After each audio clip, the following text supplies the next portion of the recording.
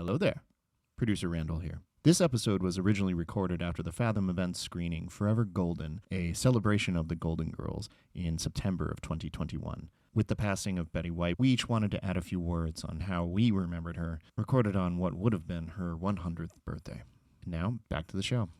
I love Betty White from Mary Tyler Moore. Mary Tyler Moore. Honestly, I love Betty White from early days. I thought she was great.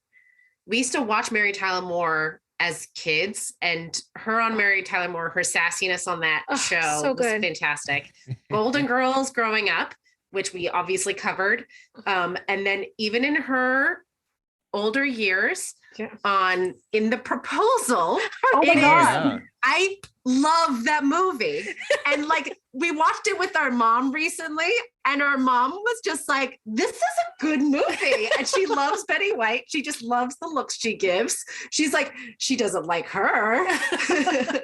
I would also add to that, not that the full movie is watchable, but You Again with Kristen Bell and Jamie Lee Curtis, the very end of the movie, there is an insult off between Betty White and Cloris Leachman. That is amazing.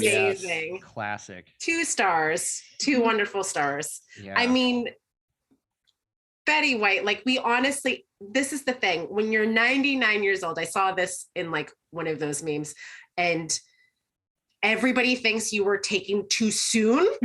That shows how good of a person you are. Yeah. You know, you're so amazing that at 99, people are like, you were taking too soon from us. And she just we wanted more of you. She had this uncanny comedic timing. It's something we talk about in the Golden Girls episode. It's just her, preternatural comedic sense. Well, it's just incredible. I appreciated that she not reinvented, but she changed throughout her life. She changed her persona. She changed the role she was taking. Yep. She changed how she was presented in outside her movies, outside everything. She was a woman of all times. She was a woman of her time. And she was an activist, for animals. I would also offer that she was one of the very first female producers of her own show. She was one of the first female producers or producers at all to insist that a Black person be involved in the show, and said she wasn't going to do it if he wasn't there. She was an inventor of several game shows, which I think is amazing. Yeah, that's fun. My favorite thing, that she was a hardcore animal activist, and I would highly recommend, I saw a thing going around that people should, for her birthday, donate money in her name to their favorite animal shelter. Yeah. And I think that is a really beautiful way to do a tribute to her. Yep. Yeah. Absolutely. Yeah. R.I.P. Betty White. We love you. Nope. Nobody mentioned Lake Placid. She's great in that. And a Stone Cold Fox. She was a Stone Cold Fox. Have you seen those early 50s film? She gave Marilyn Monroe a run for her money. Yeah. No, I always said this about Angela Lansbury too, where it's just they both started as lookers, just absolute bombshells, and then gracefully moved into different parts of their careers. Martha Stewart. I will raise that her hair never changed. Never changed. Never. If you go back, you know what?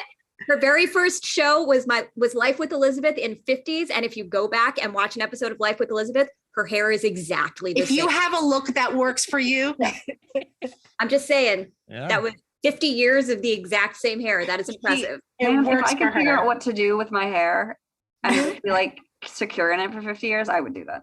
Yeah. All right, now we're gonna go watch The Proposal again. Do it. It makes us so happy.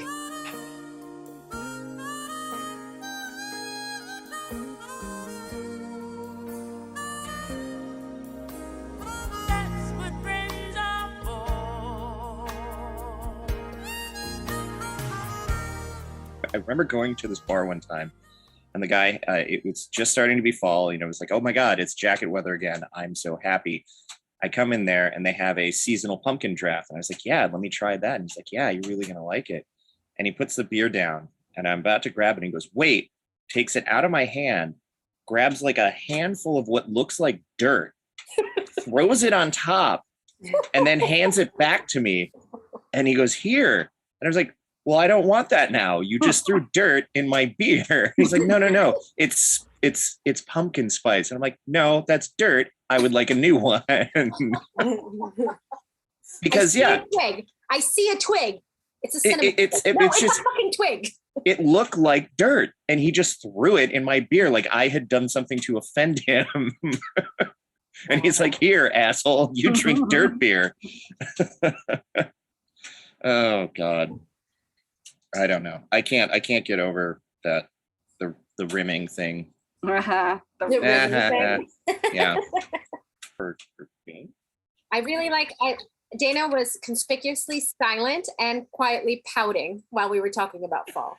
It's fall. I wasn't quietly pouting. I would suggest that we don't use any of that in the podcast, though, because it's going to date us super fast. Yeah. I don't know what time of year it's going to be. This will be next year when we put it out. The people need to know. Oh God. I know we're all a year younger because we were talking about in Empire Records when what's his name was 37, and I'm 37 now. There you go. I wasn't when we recorded it. Well, I mean, we all age gracefully, right? Speaking of aging gracefully, welcome to You're No Fun Anymore. That was a good one, Randall. The podcast where we deal with our nostalgia. I'm Randall. I'm Dayna. I'm Bryce. I'm Alexandra. And I'm Helen. Do you always say your full name? Yeah. She does. Always. I didn't notice after how many episodes. Well, we gave up last names. We also are changing up a little bit of the format because today we are not talking about a movie. We are talking about a show. ATV. We are moving into television. We are going to talk about a few select episodes of The Golden Girls. Yeah. Even though we watched it in the theater, we did watch it in a theater. Yes. Together as friends, friends do. Or grumpy old friends of Dorothy. No, the other Dorothy. Grumpy old friends of Dorothy. I like that you've gotten a good all the audiences. Thank you for being a friend. Travel down the road and back again. Your heart is true. You're a pal and a confidant. Yeah, so we watched 5 episodes. And then I went home and watched 2 extras. Because you needed to watch the chicken thing. Because I needed my musical episodes. What the hell? I will say thank you to whoever updated the Wikipedia page so I didn't have to dig through my notes to figure out which episodes we watched because they updated it. So we watched the pilot, The Flu, The Way We Met, Ladies of the Evening, a personal favorite, and Grab That Dough. Grab That Dough, I think that's my favorite. Grab That Dough makes you feel good. I also put them in my, I put it in my notes. I know he did already say it. Very nice. Well, yeah, so this is kind of our dive into this, and I know that this was a standard for me because it was in constant syndication along with Empty Nests and the other that universe. After school TV shows, one of those schools, one of those shows you'd come home from school and it would be on TV. I was watching this late at night when I don't even remember where I was watching, but it would just play for hours. Hours in a loop. It was that was coming on, or Soul Train. I was like, oh, it's too late. I need to go to bed. I am the holdout. I'm this week's Alex, where I never watched Golden Girls regularly. I've caught episodes here and there, but this is probably the most Golden Girls episodes I've sat and watched in one time. I have a rather long history with the Golden Girls. So I'm pretty sure I was one of the only 5-year-olds to watch every first run episode from the beginning, because I definitely did, even though I may not have a firm memory of the first couple of seasons. Oh, wow. I worked for Lifetime Television for several years. Oh, yeah. And as part of my job, watched every single episode all the way through. And I went to, a couple of years ago, there was an off-Broadway show that was Golden Girls Puppets. Not only did I go to that, but I bought one of the expensive tickets so I could take a picture with the Golden Girls puppets. And I saw B. Arthur's one-woman show on Broadway. So I think... Oh, yeah. Such a completist. Haven't I also seen you eat a Golden Girls theme ice cream from Big A Ice Cream? Yes, and... Oh. For our listeners, I'm holding up... Oh, no, I've got the full set of Golden Girls coasters. Oh, they're so good. They're so good. Golden Girls coasters, ladies and gentlemen. You're getting a screen grab, Dayna. Man. I love it. Oh my God. Somebody just rang my doorbell. Uh-oh. Who's at the door? I don't know, but whoever it was, I think they got in. All right, sweet. So I might be out the next couple of minutes. Who knows? Oh, yeah. Yeah. We'll have it on camera. Yeah. And then we'll turn this into a murder podcast, which is what everything eventually turns into. Murder podcast and fall appreciation. Fall appreciation and murder. and cottage court. I think we're okay. Okay. Where do we leave? Oh, yes. Memories of Golden Girls. Dayna was out golden girling us all. So I remember watching it, but I think it all kind of like blended into this miasma of big hair, B. Arthur shoulder pads, and giant earrings, and like, you know, muumuus, flowy costumes, and ribald humor. Yeah. I didn't remember specifics. Yeah. Because I also remember watching it as a kid. I also remember watching All in the Family with my dad all the time because he loved that show. And then Maude, and I mean, obviously all those like classic Mary Tyler Moore, Rhoda, Dick Van Dyke, I Dream of Jeannie, but like also like, you know, the Jeffersons, Sanford and Son. My dad would just always watch those shows. So I remember B. Arthur Moore from Maude, but I also do remember Golden Girls as a kid and like after school, after specifically after like middle school. Yeah. Also, while we were in college, my roommate Vanessa and I would watch it sometimes.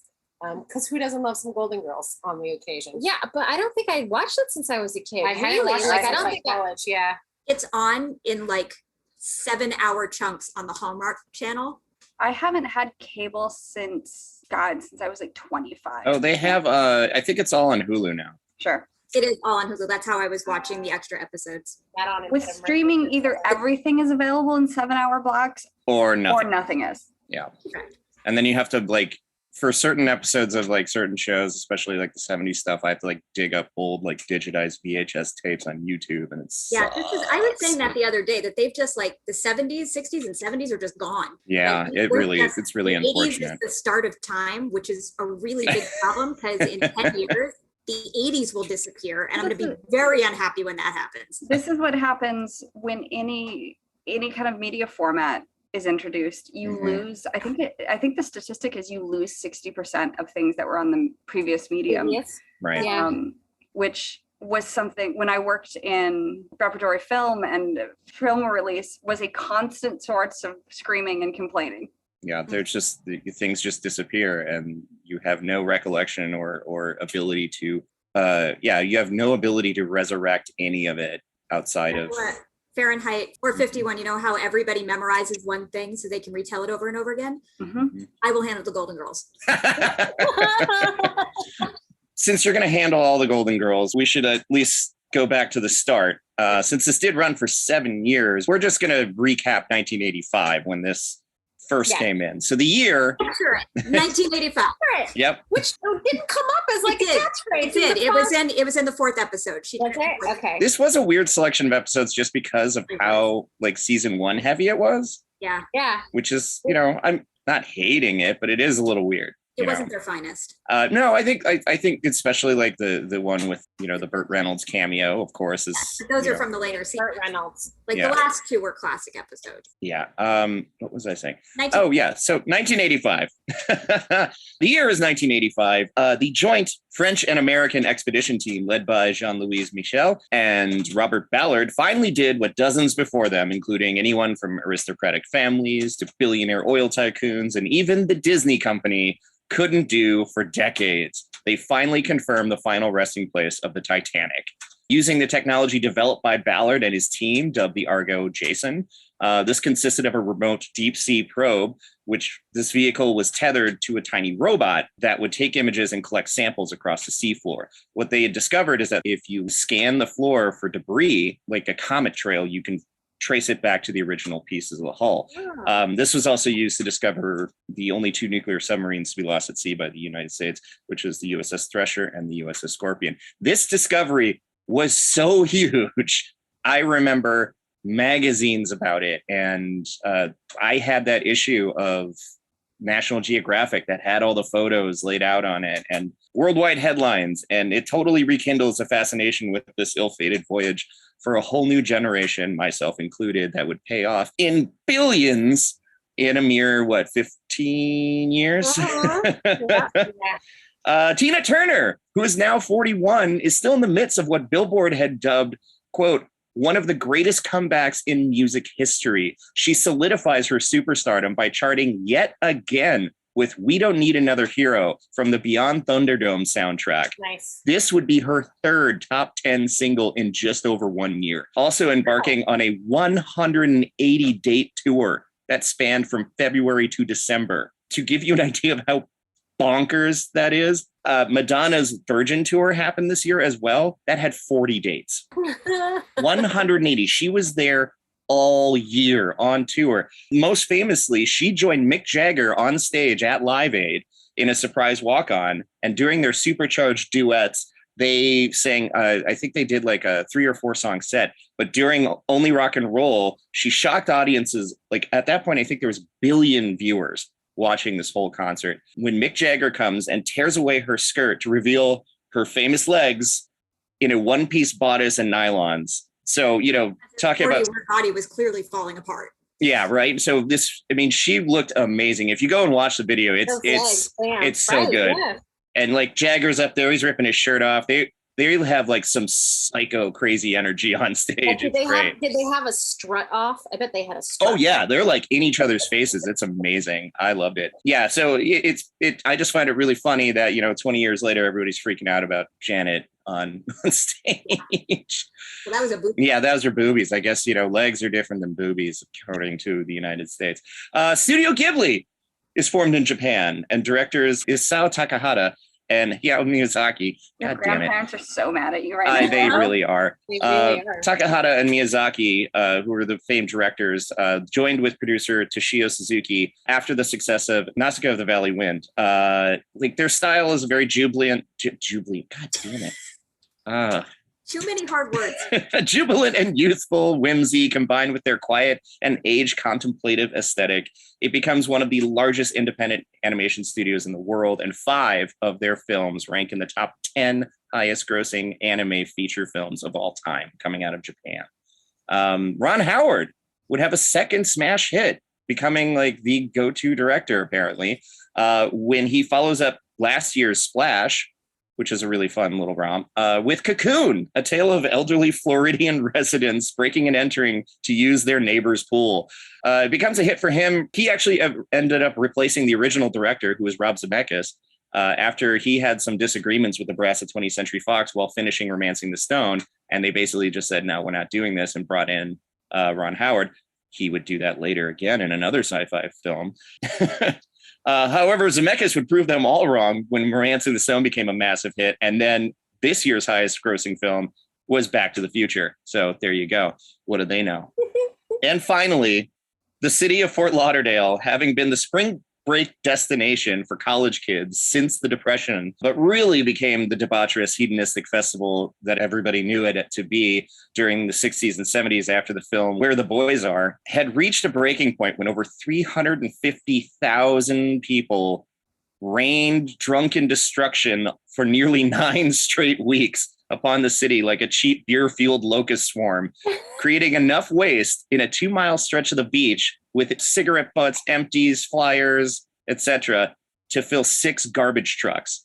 The mayor at the time, who's Rob Dressler, actually went on to Good Morning America to tell the nation's college kids that he'd had enough and they were no longer welcome in the fine town of Fort Lauderdale. Shame that didn't last. Well, they really did step it up. That year, 1985, there was $110 million spent by college kids that year, just in that span of like a few weeks. So the city was like, you know what?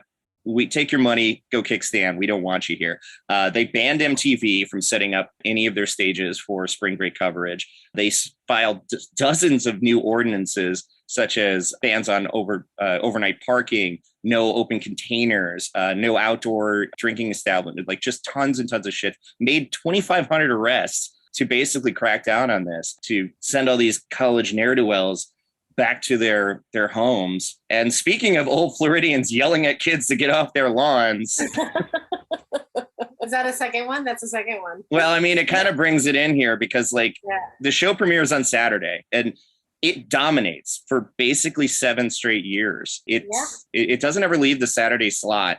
I think it changed times once. So it was at 9 p.m. and then I think they switched it to 8 p.m. But it was part of NBC's really big 80s comeback. They were never. It dominates because it's fucking hilarious. Oh, yeah. Yeah, but nonstop jokes. Like, it is really funny. It's such a weird concept too, because it's like they wanted a show that originally was featuring like 40-year-old women. Yeah. And as a big fan of like Kate and Allie, I get why you would do like 30-something divorcees, and that's kind of fun. But that is definitely a different kind of comedy than this. This is like almost vaudevillian, you know? Totally. I mean, talk about like NBC at this point is just, they have like a murderer's row of just ratings giants. You have Miami Vice, LA Law, Cosby Show, Night Court. Like they're dominating. And it's like raunchy and like inappropriate and just like not pulling punches, like very sarcastic, very. I did want to mention that it ran for 7 seasons. Over that time, it got 68 Emmy nominations and 11 wins, including statues for all 4 principal casts, which has only happened in 3 other television shows. They deserve it. I mean, it helps that there's only 4 people, but Seinfeld didn't do it. No, Seinfeld did not do it. It's kind of crazy how, and this has been listed on a lot of people's shows that have like supposedly aged well. And I think for the most part, they're correct.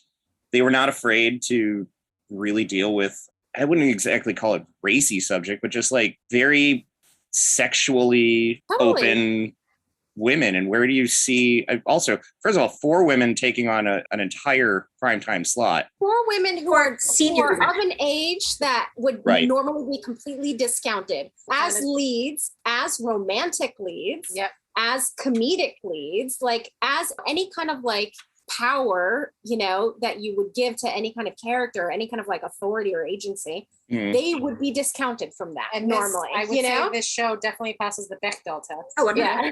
But I think what also is interesting about it, because I went back a while ago and did the start to finish view again, because I'm a little obsessive.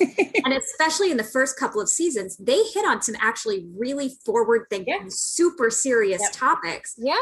I think the reason it holds up so well today is because these weren't like Alex mentioned, All in the Family. These weren't Archie Bunker, where they were racist or lost in the 60s or wherever they were. They were gay friendly. They were not racist. They were ahead of their time as far as senior rights go. They talked about illnesses that nobody else would talk about. They talked about divorce. They talked about everything.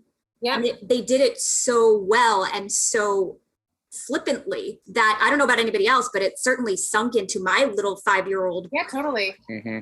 Yeah, it's a really great, it's a great kind of like primer into how to be accepting and how to constantly prioritize the people, you know, that matter to you. And it's just it's a great story about 4 friends and how they always have each other's backs. Thank you for being a friend. Thank you for being That's the other part. I think that was one of the first, I think it might be one of the first shows with all women that played with the idea of you don't need a husband because you have a family. It's just a different family. Well, like CBS would follow the success of this with next year when they greenlit Designing Women, who I think one of the another great show. I actually watched way more than we could do another episode about Designing Women. They were just as relevant. But I mean, and we will watch the episode where the lights went out in Georgia. Right. And with that one, there was still like an attachment to, I don't think, like, this is very much staunch. There are 3 widowers and a divorcee. All the men in this are basically episode to episode kind of in that sense, where like Bryce and I were talking about how her not being able to remember a lot of sitcoms is because the format is designed to be digestible in literally a 20-minute chunk, and then you do not have to remember it. I know. I really enjoyed the screening. I laughed a lot. I enjoyed all the episodes. I liked the characters. It is already becoming pretty indistinct in my brain, like which joke was in which of the 5 episodes. Like, I am not a sitcom fan unless it is a sitcom that just happens to be 22 minutes that has nothing to do with other sitcoms. Like, The Good Place is probably my favorite sitcom of all time. And it's not a format I love. It's not a television style like I seek out. So while I really, really like this, it's already tending to blur in my head. But I also think, again, because you didn't see it when you were a kid, or you didn't care about it when you were a kid, it's one of those things where like it is ingrained in my being because I watched it from the age of 5. It's a really great show. It's not even just not that it's a really great show for me. It's just that like the format of a sitcom is not a format that fits me very well. But it also, the benefit of a sitcom is that you don't have to remember the plot lines necessarily. No, but you do remember, picture this, Sicily. Yeah, you remember the jokes. There are chunks of things, like you remember the bits you remember. Shady Pines, Ma. Shady Pines. There are things you can hold on to as easy access to that show. It doesn't have to be a plot line. The bits are great. And sitcoms are meant to be like, you can watch, you don't have to go back and be a completist and watch from the beginning. You can set in on any episodes and you get the gist of it. It does make me go, I don't sit around and talk about my friendships enough with my friends. Am I missing out? Yes. Also sharing an entire cheesecake. We had cheesecake tonight. The fact that we do not have cheesecake in front of us right now. We should have cheesecake. That's going to be a new standard from now on. We have cheesecake tonight. I do think to Bryce's point, but I don't know about anybody else, but I intentionally formed friendships that mirrored sitcoms because that's the kind of friendship I understood. So like I did sit around and talk about with my friends how good of friends we all were all the time. And it was like this very insular group of people that all understood each other and spoke the same language. So I think it actually is like, I understand why Bryce doesn't understand. Well, my love language is constant insults. I mean, that's sitcom too. That's totally sitcom. I All mean, the Golden Girls do is insult each other. Yes, Sophia's constantly carrying it. Yes, but I decided that I'm pretty much B. Arthur's character. I'm Dorothy all the time because like half the time I'm constantly staring up at the ceiling when somebody says something. I'm just like, why? Why? I'm 100% Sophia. I don't know who I'd have to be. I don't know. I'd have to think about that. See, I would say Bryce is the Dorothy. I'll take it. Mm-hmm. Well, I mean, since we're talking about this, we do have to talk about the cast because it is, these women are phenomenal. So phenomenal actresses too. Like down just like the facial expressions, the timing. Guys, I cannot gush enough. I mean, so good. You know what? And there were points in each episode, I feel like there's one little line or one little thing that was a little like quote problematic. Like the slut shaming they do to Blanche all the time. Slut shame her, but she is a proud slut. Totally fine. She doesn't care. No. Yeah. That's exactly. She doesn't care, but it's still like, okay. When we first walked into the movie, there was a joke about the Ecuadorians not speaking English, and they should just speak English when they come to this movie. Oh yeah, the forgotten. The pilot with the forgotten gay houseboy. Yeah. Who I wish had stuck around. But that's Mark Cherry clearly understood who this show was for, which was gay men, but he thought that they would need an entry point, which was just very wrong because their entry point was didn't need an audience stand-in, actually. No, yeah, there's a lot of they had a running through line in later episodes. What is it? It's Ruth's brother who comes out as gay. Yeah. Clayton. Right. Oh, and Phil, who was a crossdresser. Yeah, so Rue McCallaghan, who's Blanche's brother, also comes back, and then they actually address gay marriage. They do. I think it was like season. They do, civil ceremony. And like how many decades before gay marriage? Well, that was probably right at the time when people in Hawaii were basically filing these and then having, the government shut them down and then them suing. And then, in the 90s when Bill Clinton signed the Defense of Marriage Act. And don't ask, don't tell. Like there was a lot of anti-gay shit going on. Well, I mean, it's a go-to standard for pretty much anybody on the political spectrum because it's another other. But I was discussing this with somebody earlier about the 80s were just the preferred methodology was just to erase queer that was me. Existence. You were talking about this with me. Oh yeah, that's right. Your partner of many, many years, like literally today. Who was it? Can't put a face. Who was that? She seems. What is that? What is that old joke where he's like, what is that? What's that flower that's red? And Rose. It's like, oh yeah, that's right. Hey Rose, what was that restaurant we went to the other day? Sorry, I'm gonna go back into that. I think my favorite thing about this is that it's treating it with levity, but it's still with a care to not use a character like a caricature. Yeah, totally. It's like it's reflecting the humanity. And that was sorely needed at this time. Yeah. And what they did, which was really smart with that topic in particular, was that Blanche was not supportive. Yeah. Not really. Clayton showed up in that episode and told her he was gay and was getting married, and she did not like it. Did not. And so she was representing the alternate view until the end of the episode when she comes around, but it gives everybody an entry point. So I think it was an easier way for some people to understand the topic because you have the entry point of a character that you love thinking the way that you do, but then she comes around.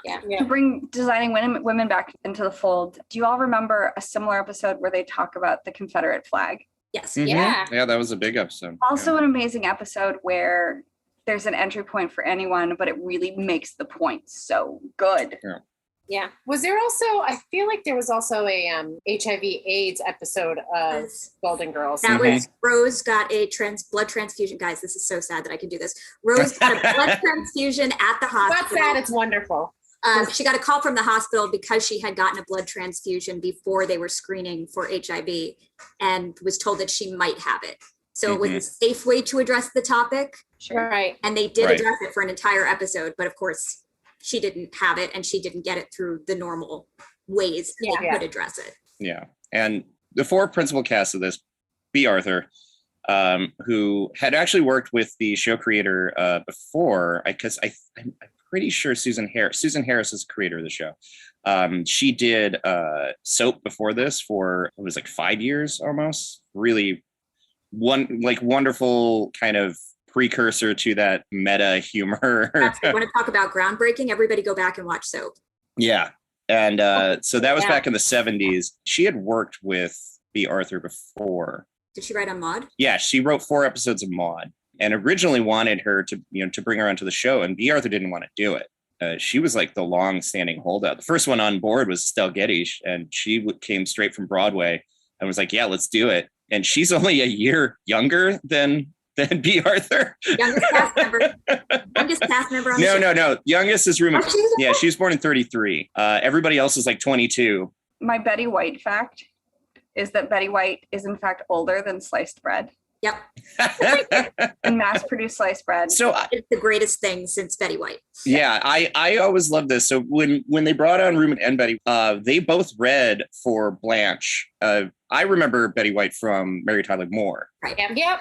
As the man chasing, sexually charged. Yeah, back in the 70s. So Rue McClanahan, she was also on Maude.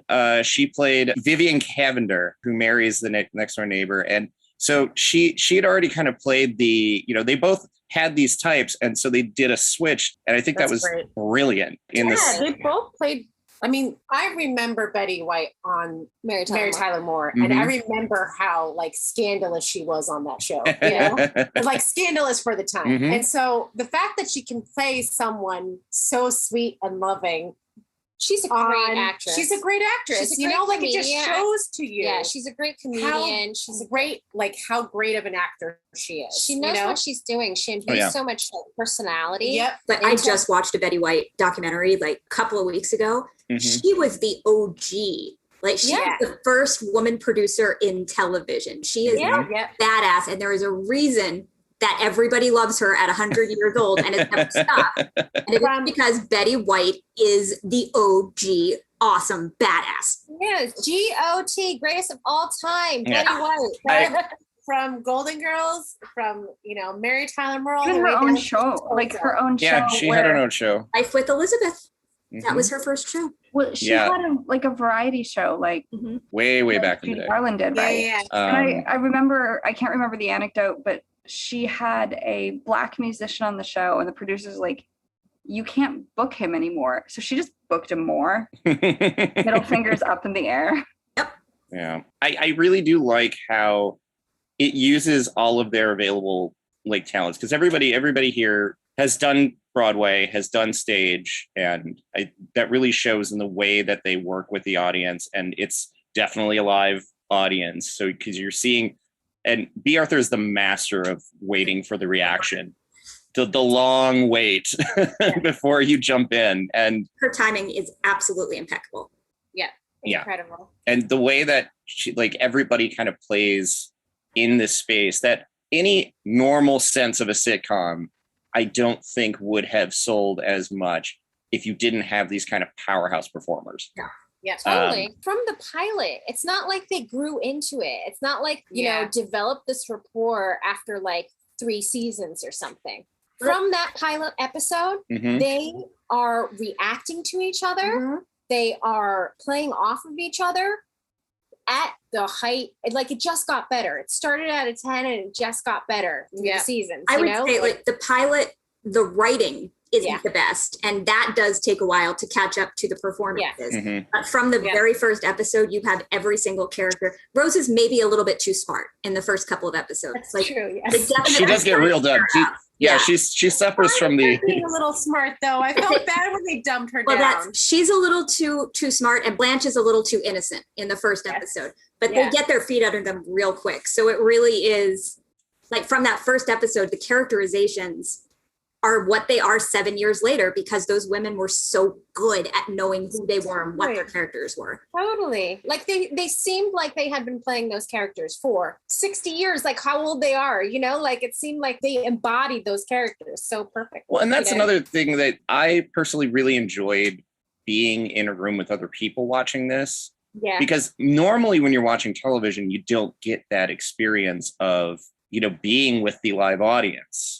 And enjoying it and seeing and hearing other people react. True. It felt a little like being in a live audience. Yeah. And it was, it kind of reminded me of going to see like tapings of shows and going to see comedy performances where, you know, I know this is all timed and staged, but there's a little bit of energy that just kind of feeds off of that. And I know that really works. And especially, you know, we talk about the sitcom format, and now a lot of it has moved into like either single cam or multicam edited kind of materials. And nobody really works in front of a studio because, you know, that's a lot of logistics, and it's just honestly cheaper to do it in a single cam format now. But that's something also that I find really interesting. So obviously I watch a lot of sitcoms. I always have, like, since my childhood. Sitcoms are my jam. But, you know, obviously there has been a shift in the way that sitcoms are made. I think probably right around The Office was the real switching of the guard. And most of the 80s sitcoms, if you go back and try to watch them now, they don't work. They feel too canned, and they feel stilted, and they feel artificial. I think Golden Girls is one of the only ones I can look at that it holds up, and it never feels artificial to me. Like, it's not canned laughter. Like, it's not even the canned laughter thing, but like, you know, you watch The Office now and it's real, and the comedy is situational, and it canon kind of like it goes on for 10 seasons and you have to follow the story.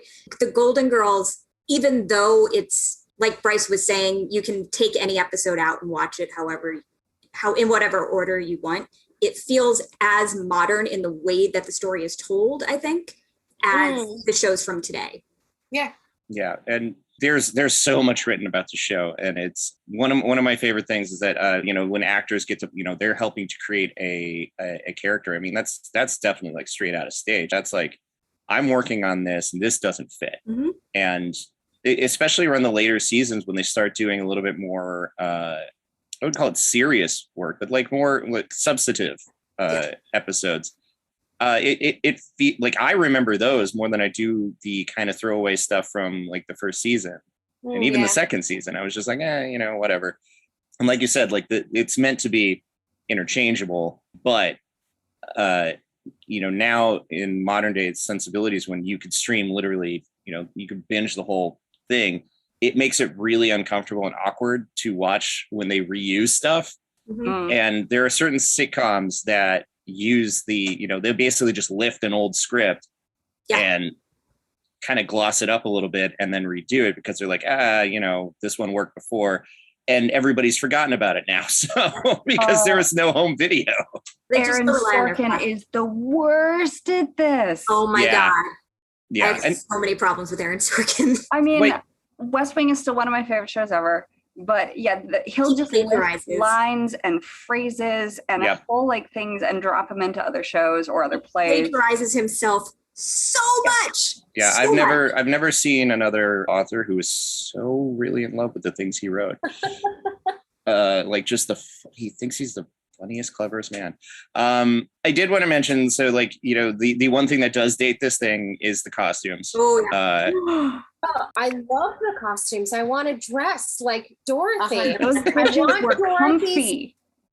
Every so much flow. Yeah. The sequins. So many sequins. The earrings. The layers, of like saucers. And lots of drop-waisted dresses. My grandmother wore before she passed, like sequins equaled fancy. Chiffon equals fancy. Sequins fancy. So she'd have like slouchy boots. Tell me you didn't love those slouchy boots. I love slouchy boots. Dorothy's boots are good. I would never dress like any of the Golden Girls, but Dorothy's slouchy boots are good. Dorothy's like oversized men's shirts. Yeah, I love shoulder pads. Like I have no shoulders. Bags just like spontaneously leap off my shoulders. So I really am in favor of shoulder pads. I literally, when I was a child, used to take any piece of clothing my mother bought for me that had shoulder pads and immediately cut them out. And then my mom would yell at me for ruining the line of the shirt. And I would be like, I don't want to look like a sofa. Yeah, some of those were aggressive. Like they took all the shoulder pads that Dayna cut out and they stacked them. They did. Yeah. There were multiple shoulder pads in some of those outfits. So that was a lot of this is Judy Evans, who is the Emmy-winning costume designer. She worked with Harris on Soap back in the 70s. Also did the show Benson. Also, another one of my personal favorites, Beauty and the Beast. Oh my God. Ron Perlman. I have vivid memories of Beauty and the Beast. Yeah. Again, another wonderful 80s slouchy booted costuming. Oh yeah. And hair. That you want to talk about like weird sex pirate, like Ron Perlman is animal sex pirate. Yeah, lion pirate. There's a reason our generation has a lot of furries in it. There's so many reasons. So she really kind of redefine what I think, you know, trying to both up the age, but also like keep it not like a, you know, like you would expect. But it's not, it's like, it's kind of masculine, but masculine in that strong way, you know, like it's a strong look, but also like her accessories are very feminine, you know, like those earrings are great. Her hair is great. That 80s hair did nothing for anybody. Looking at the helmet. Yeah, looking at what 60-year-old women looked in the 80s and 60-year-old women that we see now, the difference is crazy. I was about to say that.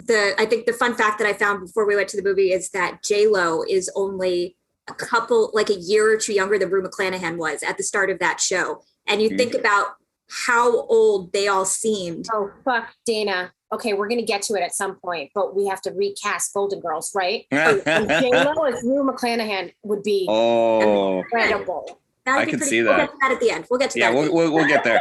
But I think Bryce is absolutely right. Like you think about the Real Housewives.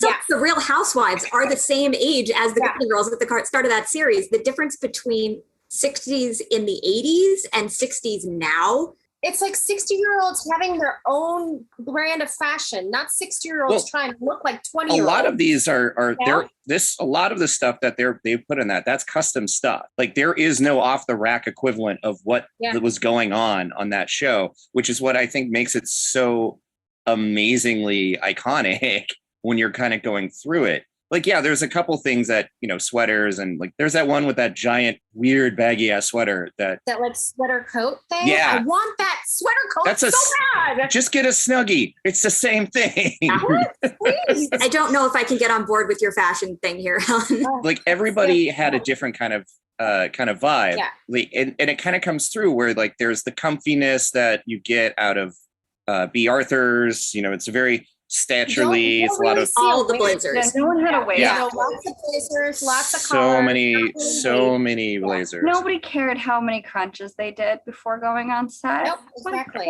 Well, and I did like with Betty White how they did try to keep it a little bit more traditional. Sure. She's very matchy. I feel like Betty White was always dressed as the housewife. Yeah. Mm-hmm. She like Rose was the housewife. Yeah. Right. They always dressed her like Donna Reed. Yeah. Mm-hmm. And then you would get Estelle Getty who like would just be there.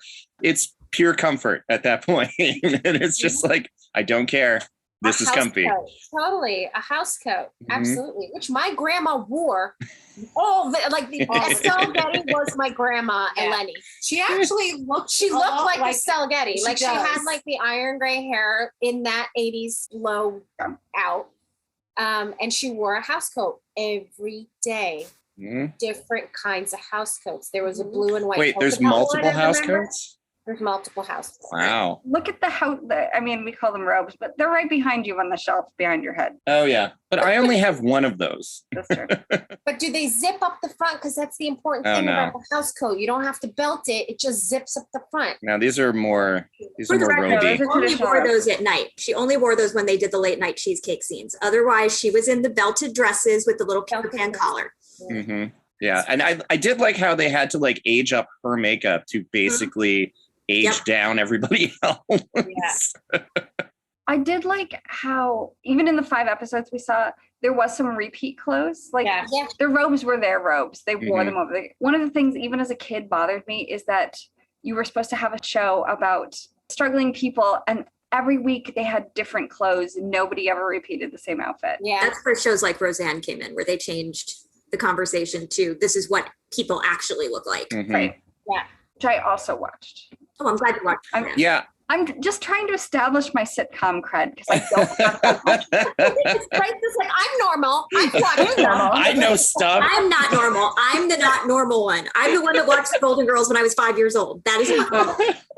I like that even at 5, you identified as like an elderly woman. I remember watching Taxi when I was like, I love Taxi. You know?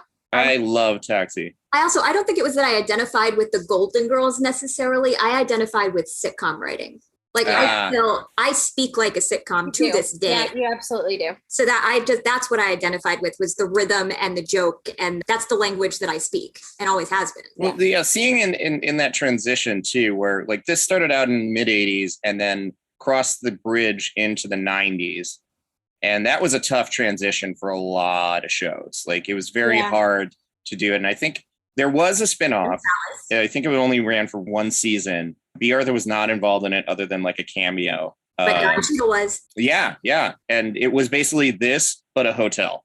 Mm-hmm. I was going to say, I don't even remember. They bought a hotel and ran it. It was in Florida. Don Cheadle was their hotel manager. Mm-hmm. It's somebody's kids, right? No, it's them. No, it's them. They buy a hotel. It's just Blanche and Rose and Sophia. And it turns out that Dorothy was a very important part of that chemistry because it does not work.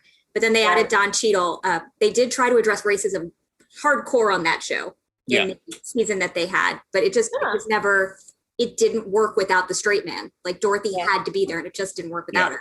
How did they address that the daughter disappeared? Dorothy gets married. There's a 2-part finale to the Golden Girls. Dorothy marries Leslie Nielsen and goes off on her own. That's right. Dorothy marries Leslie Nielsen. Wow. I mean, it's bizarre. I would. I'd marry Leslie Nielsen. But that's the funny part. Dorothy has been dating like multitudes of men over the course of this series, never once expressing interest in getting remarried again. Leslie Nielsen shows up. I think it's for the last 3 episodes. Mm-hmm. He's there for 1 where they date, and then the next episode they're engaged, and the next episode after that they're married, and she's gone. That's it. He says goodbye to Stan. That's it. Done. Well, they had to wrap it up because I think they knew the writing was on the wall. The thing that I really like, so there was another there was actually 2 spinoffs. I don't remember the spinoff of the spinoff because now we're getting into like Happy Days territory where it's like getting into like, so Empty Nest was a spinoff from this based on one of the side characters. I know what the spinoff of the spinoff was.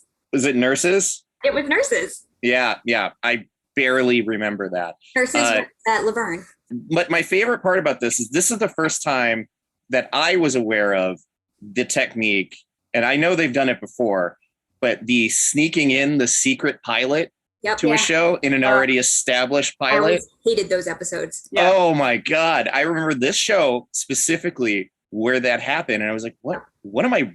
Yep. Wait a minute. You fooled me into watching something else. So get out of my show.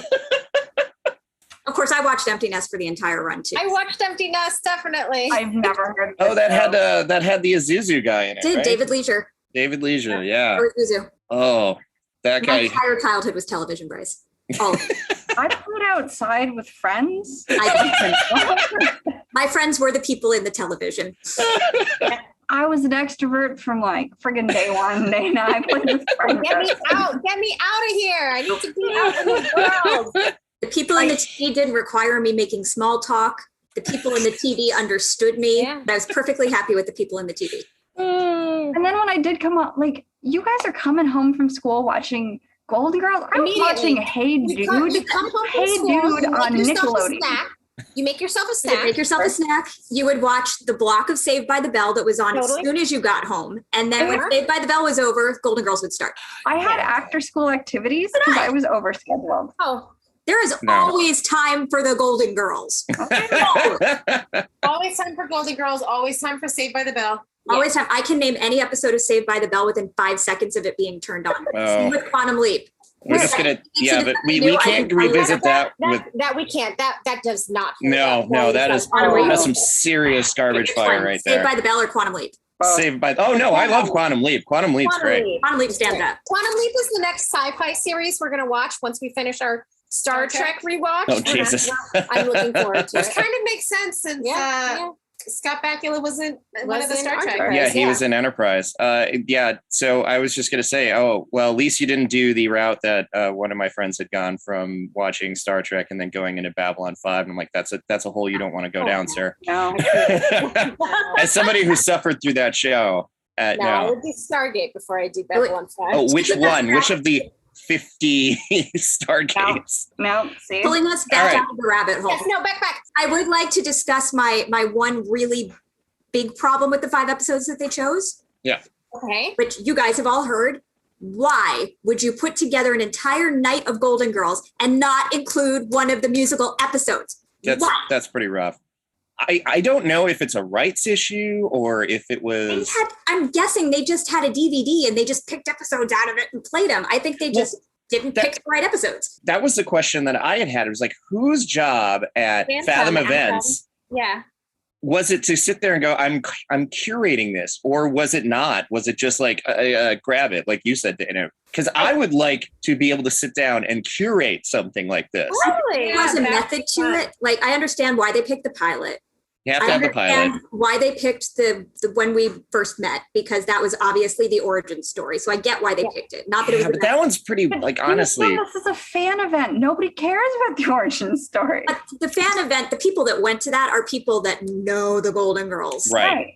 That's why you're looking for a little deep cut. Right. So I'm like, would you rather have seen the How We Met or like the musical episode? I would rather have seen the Chicken Little episode. Yeah. Or the one where they sing Miami's Got Style, or the one where they compete in the mother-daughter beauty pageant. And oh my God, the mother-daughter beauty pageant. Or the one where Blanche takes Dorothy to the piano bar. And also, why did they choose the flu one? Because that's a little true to life. Too close to Corona. Yeah, that one. Why they chose it.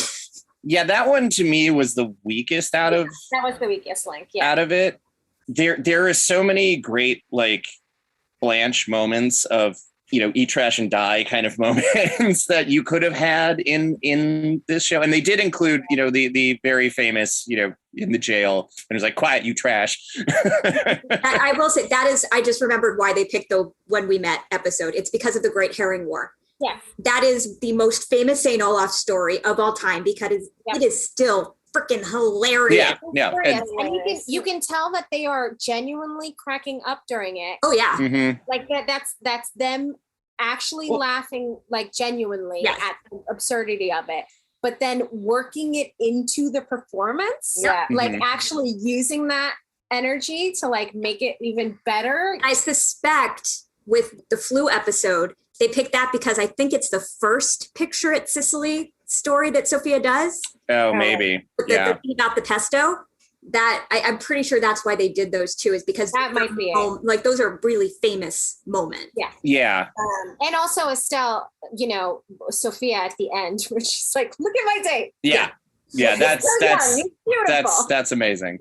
And then she goes back for another kid. '80s beautiful hits different than like 2020 is beautiful. Yeah, I think you got to pick it, and I think they went a little safe. Mm-hmm.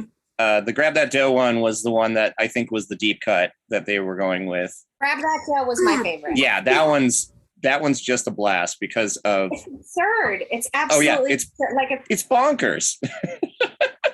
Like it makes no sense, but you're just kind of going with it. Like, okay, so you had a game show, but now you got to go to LA in like 12 hours and like none of it. It just sleeping in a lobby. Like you actually believe the hotel concierge who tells you there's not a single hotel in all of Los Angeles. No, none. You can go to. No, there's absolutely none. But they can't. It's not like they had iPhones back then. They couldn't look up on the like TripAdvisor. They had the yellow pages. It was 3 o'clock in the morning. They'd have to actually call each hotel. It's not like they can go on hotels.com and be like, which one has availability? Right. Oh man. Yeah. I remember those days? I think it's like, I vividly, I made it a habit to know like showtimes and things where I'd have to go, hello and welcome to Movie Phone. That's a really good Mr. Movie Phone. Yeah. If you know the name of the movie you'd like to see, press 1. Oh my God. Calling Movie Phone, like you've ordered your pizza. You're like, okay, we're going to have a quick pizza and then we're going to go watch the movie. There you go. How much do you think that like the setting, like having it in Miami, lent itself to this kind of more open-minded vibe? I don't know about that. It certainly lent itself to the set dressing. Yeah. I mean, I think that if you think of Miami as like kind of like a gay mecca, like 10 years later you'd have Birdcage taking place in the I guess I don't think of Miami as being super open. Yeah, like Miami Beach, yes, but like Palm Beach, I think of like stuffy Florida, right? Mm-hmm. Whereas Miami Beach, I always thought or Miami even, was a bit more of like a mix. Maybe it's like it depends on what part of Miami, I guess. Yeah. I mean, they're definitely with that kind of house, they're way out. Yeah, they're in like they're not in the deco section of Miami Beach. They're not in the Cuban neighborhoods or anything. But the ladies of the evening is when they rent a hotel in Miami. Like in Miami Beach, but that means that they're like, but they're going to a place to rent the hotel. Yeah, exactly. No, they were like, let's go into the city. It'll be wild. Right. That's also because they were getting fumigated, though. It's not like. No, but I know, but I'm saying it's like they're kind of like they're going from like suburbia, wherever they are. I'm sure it was one of those planned developments. Mm-hmm. The kitchen, by the way, is so perfectly 80s. Yeah. Oh yeah. Our parents' kitchen, which looks very similar, has not been changed since 1984 when they bought the house. Has that same kind of like dark wood cabinetry with like the little kind of like corner alcoves and everything, which I'm sure all the little highlights, so like the wood accents everywhere, wood accenting around the edges. Lazy Susans in the corner, I'm sure. Tons of those, because you have to have a lazy Susan. Pans and like fake garlic bunches hanging from the walls. It's all so perfect. Yeah. Fun thing about that kitchen set was actually originally used on It Takes Two. Huh. And then they dressed it up. Also never saw that. It's not that great. It's fine. All right. Have we gotten to the point where we recast the Golden Girls? Yeah, I think we need to talk about what would so would it would it have to be Miami? I think it would be good. I think it still has to be Florida because that's still retiring. It could be Arizona. Oh, you're right. It could be Arizona. I did a search for women in that age range. We've got Halle Berry, Salma Hayek. Salma Hayek would be a great Blanche. Salma Hayek would be a great Blanche. J-Lo, as we said. I'm sorry. Skip one. Viola Davis. Ooh, yeah. Yeah. Well, she could be Dorothy. I wasn't skipping. Yeah, I was gonna say she's got a really great like. I've never seen her do comedy, but she could do Dorothy. Nicole Kidman, Sandra Bullock, Jennifer Aniston. Jennifer Aniston's comedic chops are so good. Helen Mirren is in her 70s. Helen Mirren could be Sophia. Helen Mirren could be Sophia. Julia Roberts. I could definitely see Sandra Bullock doing like the Rose. But can you think how bland this version of the show would be? No, Marissa Tomei. Oh my God, yeah. Marissa Michelle Pfeiffer. Fun Dorothy. Melissa McCarthy. No, Melissa McCarthy's 50. Yeah. Well, these are all ladies in their like 50s or 60s. Okay. Like late 50s. Because all the women were, I think, in their 50s at the time. They're in their 50s. That's even worse. Well, I mean, it's different. We also have a lot of different diets and different atmospheric conditions that contribute to, nicer environments. So you don't have to be breathing lead all the time. I think they're a little bit too young, but has anybody seen the Last Fuckable Day Amy Schumer sketch? Yeah. Yes. So Julia Louis-Dreyfus, Amy Poehler, Tina Fey, and Patricia Arquette's in the sketch, which I still don't think fits, but maybe Rachel Dratch. Just like a full SNL. Yeah, I was going to say that's bleeding more into like a Lorne Michaels production at this point. If you're going for people that can do that kind of comedy and that kind of timing, I think you would have to look at something like that. Yeah, you would need a group of people that are comfortable enough with being stage performers to kind of have that just energy that's going to be able to you need them to be sketch performers. Yeah. I think that's pretty much the only people you're going to. They also they tried to recreate it with Hot in Cleveland. Yeah. Where they brought Betty White back as the Sophia. Yeah, I just don't think that one suffered more from it was trying to be wacky for wacky's sake. But I think the intention was to kind of bring that same women of a certain age who you recognize from other shows all living together as a family. Yeah. It's not kind of like Frank and Gracie and that. No, Frankie and Gracie. That's Jane Fonda and Lily Tomlin. Oh, and Lily Tomlin. Yeah, that's different. Yeah, that's a whole different. That's more of Lily Tomlin would be great. Lily Tomlin would be a great Dorothy. Or Dorothy. Well, she's too old now to be. Yeah, Dorothy. she's. Yeah, I would say that's. You would have to be Sophia. Oh my God, I forgot Valerie Bertinelli. Valerie Bertinelli's in Hot in Cleveland. Yeah. Oh my God, I had such a huge crush on her when I was younger. She was very cute.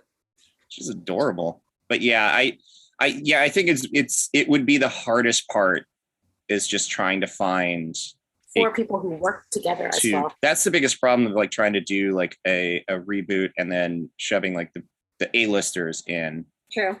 Is you're going to end up with that god awful Bewitched movie. Oh yeah. Which sullied such a wonderful, wonderful show. Although Steve Carell did do a decent Uncle Arthur. He did a decent impression. He did.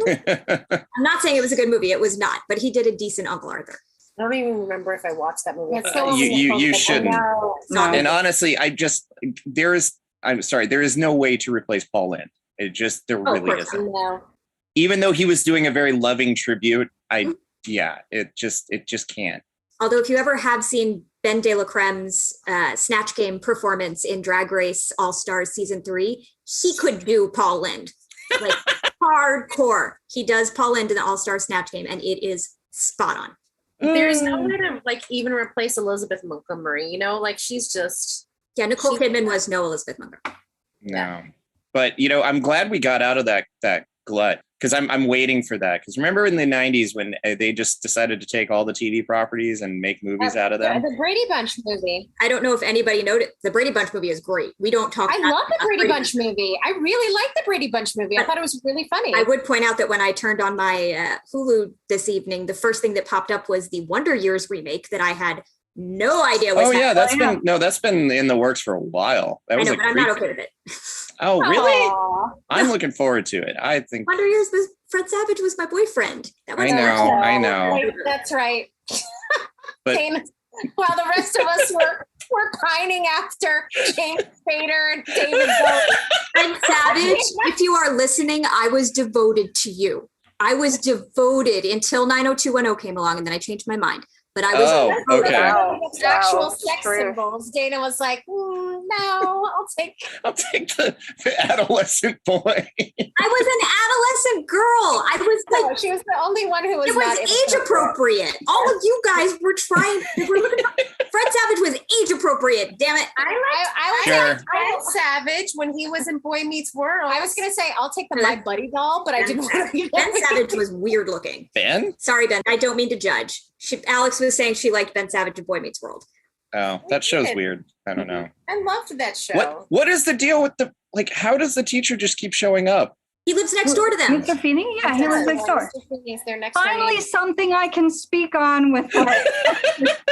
He was next door. He was the principal. He was the teacher. Yeah. Then he went to teach at the college. Because you don't just transfer from grade school to college. you do. He did. You do, because You you in the couldn't 90s introduce or new 80s? characters because that's just not done. Oh my Boy god. Meets World was an exceptionally good show. Yeah. Uh-huh. Topanga. I don't know. Yeah. You're I saying categorize words. Boy Meets World with Full House, where it's like it is a nostalgia show. It is nostalgia heavy, but I wouldn't call it a good show. No. I tried to watch the Girl Meets World. That was trash. Absolute trash. Yeah, a lot of these reboots that they're doing are pretty I rough. am surprised that they haven't tried to reboot. Like, No way. You know why I think they haven't?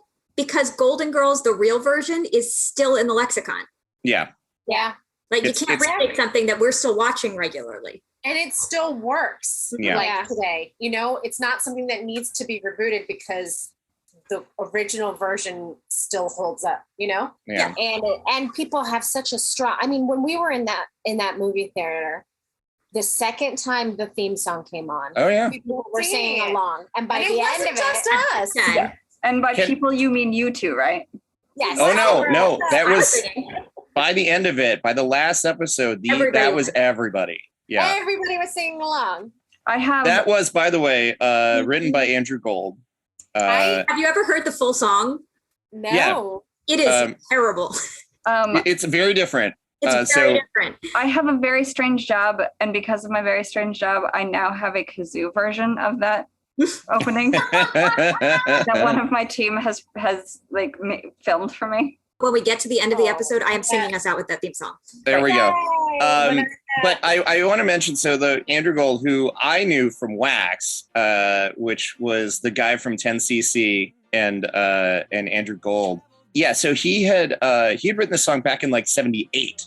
Sounds And they took it, re-recorded it with Cynthia Fee, and it is a much more smoothed out. I would recommend everybody go and listen to that original version once, because you can't listen to it more than once. But it is fascinating how different it is. Yeah, it's very odd. It's very punchy, you know? Like it's kind of There's a whole like the song is like 7 minutes long. There's a whole verse that has something to do with a Cadillac. I don't remember what. There's a bridge. Like the song is really long and not very good, which is why the 30-second theme song is perfect. Yeah, you take the best hook, and then that's all you really need out of it. Yep. Yeah. Oh, it's only like 5 minutes. It's not that bad. Maybe it just felt like 7. It's soft rock. It's supposed to. Yeah, It's still long. yeah, for I a can't wait to song. look up the lyrics to this because all you know is the lyrics that you know. You know, Something it's about not a Cadillac. I believe it's something about totally, you know, why not? Throw Cadillac in there. If it's a car you lack, I'd surely buy you a Cadillac. Whatever you need, any time of the day or night. like as a soft rock hit, like yeah, it's fine. He used to do stuff for Linda Ronstadt. That makes sense. Linda Ronstadt Yeah. could have sung that theme song. Yeah, I mean, it just came out of that era of like that smooth 70s Quaaludes were popular. You know, I don't know what to say. I am quite the encyclopedia of 80s theme songs, and I would say that's in the top 5. My number one's always still going to be WKRP, but that's 70s. But I can always I'm always constantly thinking of the Golden Girls theme song. Like I even voted on Helen's page for her birthday this year. Like I was just like, I started writing "Thank you for being Fred," and I just started doing all the records. I just couldn't help it. And I feel like that should be in everybody's birthday card It's all really the time. it's really comforting. Yeah. There's just something very timeless. The kind of mental image you get of these 4 friends living together and kind of going on these wacky adventures. You know, it's like that one and the Gilmore Girls. Oddly enough, that theme song is always stuck in my Gilmore. head too. Yeah. You lost me with the Gilmore Sorry. Girls. I liked Gilmore Girls. Every once in a while, I will get, and this happens, and then it's stuck in my head for like a month, where I will wake up in the morning and I will have the theme to the Flintstones kids show. And that is not a good way to wake up. It's just true story. The baby stuck in your head. I prefer that one because like the tonal shifts in the Flintstones kids show song, it has 3 different song hooks to it. And that's what gets it in my brain, where it starts off as like a normal song. Then it does this like breakout, like Tony Basil, like cheerleader part. And then it goes into this like prog thing at the very, it's like, and for like a month, I will wake up every day and it'll just be in my goddamn head. And I hate it. This happens to me probably once every 6 months or so. I will wake up out of a dead sleep at like 3:00 in the morning with my brain going, you must run through every single 80s theme song you know to make sure you remember them. And I will not be able to go back to sleep until I have gotten to the end of my list, which is usually where I get stuck is Who's the Boss or Family Matters, which I have to think before I can get there. But it happens every 6 months like clockwork. But it does ensure that I still remember the words to every single 80s theme song. Oh, yeah. Okay. So here, I'm just looking it up. Flintstones Kids. It is a 60-second opening for a children's, like, Jesus. Not since, like, Rockapella have I been like, why is this so long? At least with Rockapella, they were part of the show throughout the entirety, and that's what justified. You had to get the guy singing bass in. You had to get, Well, I mean, I guess we have to talk about, is this still fun anymore? But I think we kind of covered that. 100%. It definitely is. It will still fun. Still fun. Still makes me, like I said, want to wear the biggest, flowiest sweater coats. I will say, I don't know if it would translate to kids today. Like, I can't see. Great question, Dayna. A preteen. Oh no. Picking this up now and watching it. I don't think that would happen. No, but I think this is us. It holds up. Yeah, eventually we're going to stop because we'll relate too much. That'll get uncomfortable. I feel like I appreciate it more the older I get. But you turn 50 and all of a sudden you're like, nope. There was this, I believe there was an article where these kids watched Golden Girls episodes, like young kids, and they loved it and they wanted to watch more episodes. And in LA, wasn't like there a whole kind of like comedy scene built around like doing live performances with Golden Girls? Oh yeah, if anybody would like, there is an active drag show. Oh yeah. Mm-hmm. Golden Gals. Yes. They do reenactments of old episodes. Occasionally some of the Drag Race queens participate. It's a whole thing. Yeah. So I think there is like a continuing kind of like, relevance for it for anybody out there. As long as there is the Hallmark Channel and gay men, Golden Girls will live on. Yay, yeah. Well, sing us out, Dayna, with that. Do, do, do, do. Thank you for being a friend. Do, do, do, do. Traveling down the road and back again. Do, do, do, do. Your heart is true. You're a pal and a confidant. All right, break it down. And when you threw a party, invited everyone you knew. See, the biggest gift would be from me. And the card attached would say, thank you for being a friend.